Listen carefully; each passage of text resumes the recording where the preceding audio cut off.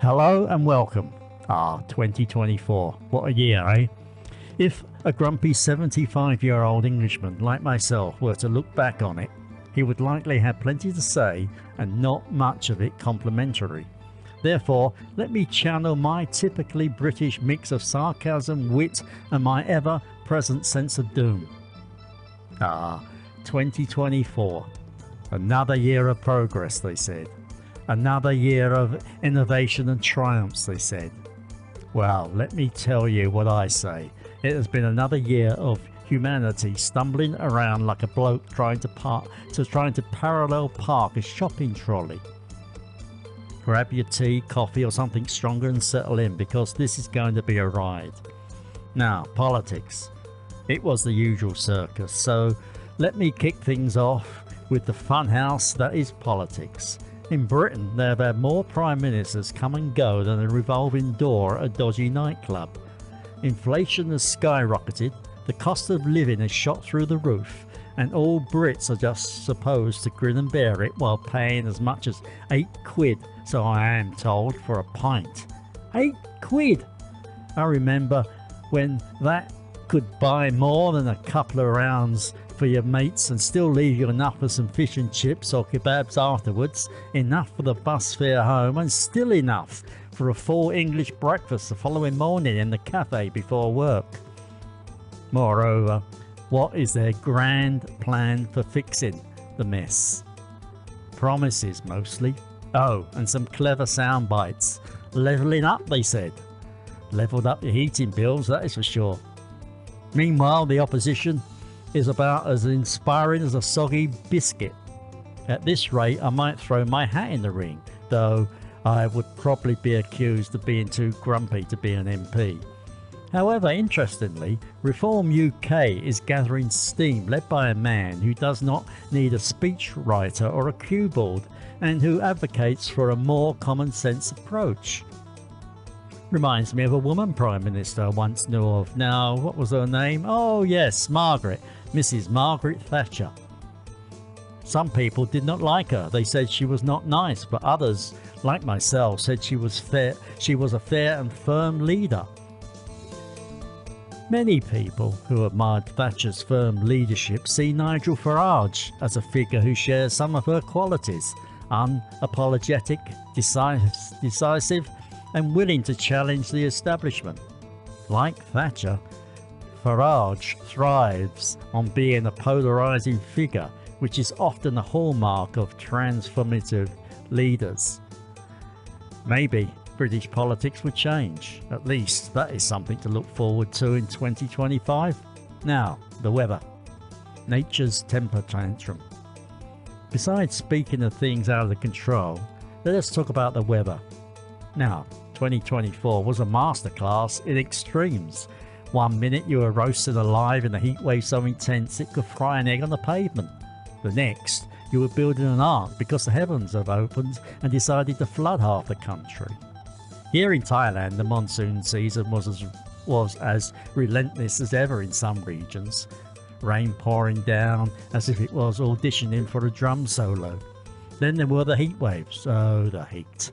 Walk outside at midday and it felt as if you were about to become a human barbecue. However, of course, it is all climate change. Funny how the planet suddenly decided to go on strike after we spent decades treating it like a rubbish tip. Who could have seen that coming? On to the world affairs, a global soap opera. Now, let us zoom out to the global stage, where the drama never stops. America has been, well, America. Politics there is like a reality show that no one can turn off, complete with bickering, scandals and the occasional moment of utter nonsense. China's up to something, I'm not sure what, but it is never good when they are this quiet. Moreover, Russia. Still misbehaving naturally. You would think they would have been tired of being the world's resident villain, but no, they are doubling down.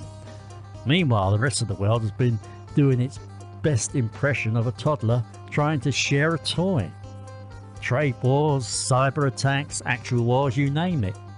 Nevertheless, let us not forget all the summits where leaders gather to agree on absolutely nothing. It is a wonder we have made it this far. Then there is technology, the rise of the machines. AI is everywhere now, isn't it? Writing novels, painting pictures, and even trying to tell jokes. They have robots flipping burgers and self-driving cars taking people who knows where. However, can they sort out the self-checkout machine at the supermarket? Of course not. Uninspected item in the bagging area. My foot, it is a loaf of bread. Yes, bread. Furthermore, the younger generation loves it naturally. Every few seconds there is a new gadget, a new app, a new something or other that is supposed to change the game. Back in my day, changing the game meant someone brought a new deck of cards to the pub. Now it is all virtual reality and blockchain, whatever that is. Whatever happened to good old-fashioned reality? Then the youth, glued to screens and protesting everything. Speaking of the younger lot, let us have a word about them, shall we? Always staring at their screens, scrolling and swiping like their lives depend on it. TikTok this, Instagram that. They are more connected than ever, yet half of them would not know how to have a proper conversation if their Wi-Fi went out. Moreover, the protests. Oh, they love a good protest. Climate change, inequality, free-range avocados, you name it, they're marching about it. Do not get me wrong, it is nice to see them care about something, but half the time they do not even know what they are protesting about. In my day, we protested properly. We had signs, chants, and a good cup of tea. I went to the pub afterwards. None of this hashtag nonsense.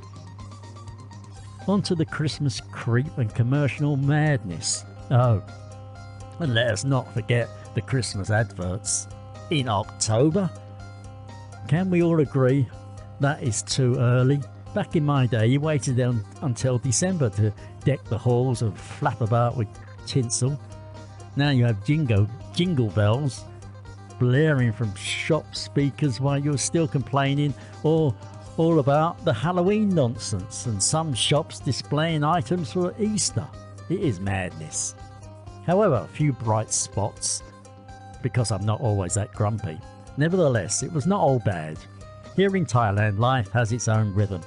The festivals came back in full swing this year, and there is nothing like a good Songkran water festival or water fight to remind you your life is not all doom and gloom. The food is as fantastic as ever, spicy, flavourful, and cheap enough to make you wonder why anyone bothers cooking at home. The sunsets over Isaan, still breathtaking. You can keep your skyscrapers and neon lights and give me a quiet evening watching the sky turn every shade of orange and purple. Now, looking ahead, is it more of the same? So what is next? Will 2025 be the year when we all finally get our act together? I would not hold my breath. The politicians will keep making a mess of things, the weather will keep throwing tantrums, and the kids will keep staring at their screens. However, hey, at least I will still have my grumbles, my coffee, and my little slice of peace here in Isaan. Nevertheless, here is to another year of progress, they will say. Another year of humanity proving it's got potential, just as soon as it learns to stop shooting itself in the foot. Cheers to that, and do not forget to like, subscribe, and leave a comment if you enjoyed this mini rant. Or don't, I will probably complain either way. So, for my conclusion or final grumble.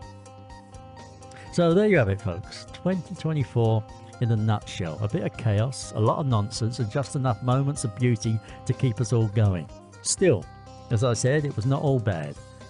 I still have my health, or what is left of it, and the wife has not kicked me out being too grumpy yet. Moreover, here in Isaan, the food is still fantastic, the sunsets are still beautiful, and life moves at a pace that lets me grumble in peace. Cheers to that, at least. If you now have made it this far, congratulations. Now, go on, have another cup of tea or something stronger and take a deep breath. You have earned it. Happy New Year.